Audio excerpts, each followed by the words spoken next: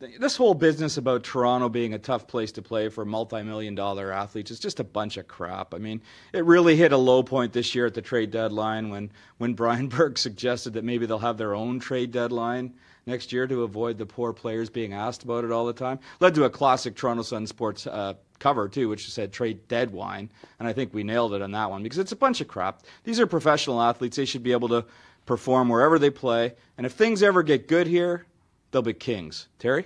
Yeah, again, agreed, Robin. You know, the one thing I always compare it to is the Maple Leafs like to think of themselves as, you know, in the center of the hockey universe and all this sort of thing. And my comparison always is, okay, fine. Did you ever hear Joe Torre, when he was managing the Yankees, complain about, you know, what a fishbowl was like to play in New York City? Or Phil Jackson, the LA Lakers, all the championship titles they won, and how hard it must have been in the Lakers to play in a place like LA where there was all that attention.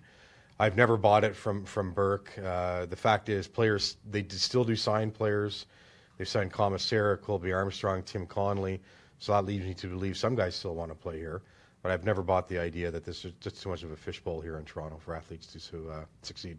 Here's the difference, okay? In Toronto, people, if they're disgruntled, I mean, years ago they threw a jersey on the ice. I think last season they threw a waffle on the ice. Mm-hmm.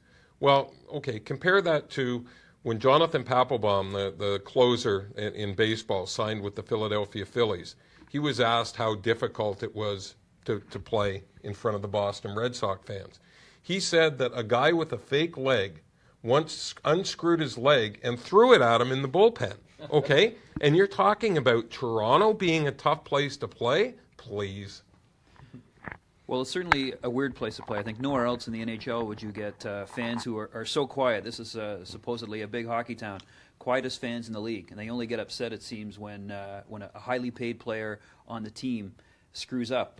They don't usually go after the fourth liners. They love fourth liners in this town. That's why maybe they should call Toronto the center of the hockey looney-verse, because I really think it's it's mixed messages all over the place, and sometimes the players can't help it. I'm sure they wanted to come here and make a difference, but it's easier than it looks. Maybe once you get out here and once you see some of the some of the things you have to put up with in the media and all that, maybe it is a little different. But having said that, these guys are professionals and they should play.